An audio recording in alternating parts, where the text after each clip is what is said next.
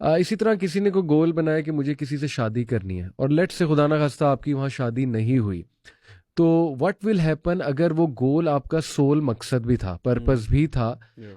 Then obviously life is over for you, because आपका purpose achieve नहीं हुआ है, ना कि goal, because that goal was your soul purpose.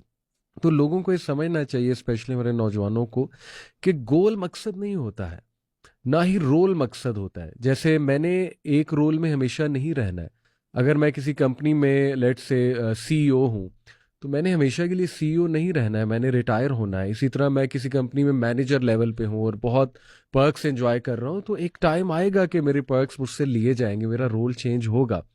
तो बहुत से लोग आपने देखा है ना, कि जब उनका रोल चेंज होता है तो फिर भी वो डिप्रेस हो जाते हैं, they can not adjust to the life, Yeah. Because life then throws challenges at them, और फिर वो बड़ा याद कर करके रोते हैं कि एक वक्त था कि मेरे पास ये पर्क्स थे, एक वक्त था मेरा ये रोल हुआ करता था, लोग मुझे सैल्यूट करते थे। आपने अक्सर, स्पेशली गवर्नमेंट सर्वेंट्स को आपने अक्सर Yeah. इस तरह देखा होगा कि when they remember their position Yeah. And the authority and power they had, Allah माफ करे, फिर उन्हें ना बड़ा पोस्ट वो रिटायरमेंट डिप्रेशन, ये बाकायदा it is real post retirement depression, Yeah. Because जब वो घर में एकदम आते हैं, तो दिस इज़ वेयर रिलीजन कम, सुबहान अल्लाह, कि ठीक है आपका वो एक रोल था वो ख़त्म हो गया, but now you should focus on your real purpose.